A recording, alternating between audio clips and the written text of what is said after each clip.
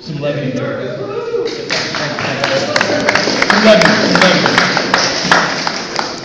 The Phoenix Award started 2 years ago when I came on. Most people would call this a coach's award. The coaches sit around and talk about what player exemplifies everything you want in a player. The coachability, the likability, the unselfishness, doing all the intangibles, doing the little things right. And I can tell you that for the first year in a long time, we probably had 5 or 6 players that we sat around in a room and said, yeah, he represents what a Phoenix is. I mean, the first guy that comes to mind was the first guy at the beginning of the highlight film from Jeff, you know, where he's standing there with that helmet on like this and it says, I am a Phoenix. Yeah, I'd go to war with him. Absolutely. You know, and you think about other players that we have on the team. Coach talked about Jesus, and then offensively, you know, Mark hadn't played football since a junior high kid, and comes out and leads our team in receptions. Yeah, he represents it. But this young man fits the bill of an unselfish player, a guy who knows what it means to make sacrifices. He played injured all year long. And I don't mean hurt, I mean truly injured. And he played well. He is one of the best defensive players this team has. But he couldn't play defense. Because he was, well, our quarterback. And really no disrespect to Francisco, who did a great job filling in. No disrespect to Jonathan, who had 5 touchdowns in a JV game. He was all we had.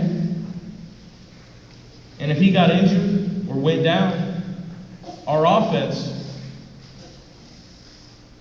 is in trouble. He led his team with over 800 yards passing and 6 touchdowns. Probably none bigger than the Estrella Foothills team. He makes the throws look routine on the film. And I can tell you all year long, as a coaching staff, I will admit this wholeheartedly, maybe we didn't give him enough credit.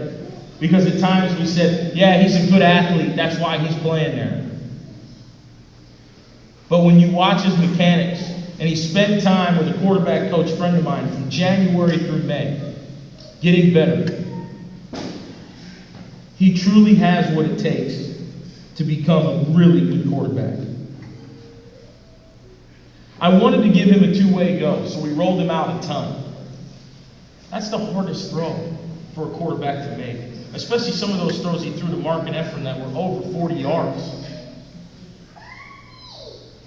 You saw the highlight film. And it wasn't until I probably watched it the 3rd time through that I went, man, he looks pretty good at this. He does a good job. Defensively, he can play any position, literally. We could line him up at defensive end. We could line him up at corner, and he did. Linebacker, safety, it doesn't matter. He loves to hit. You saw some of those hits on the highlight video. He's only going to get better. He has come a long way from his freshman days where he told everyone how great he was and caused all that drama. Now he doesn't talk about it. He goes out and does it.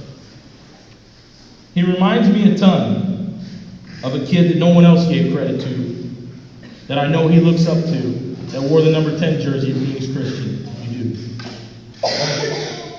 You need to have that confidence. You need to have that swagger to play that position. To be the team's leader on that field is not easy.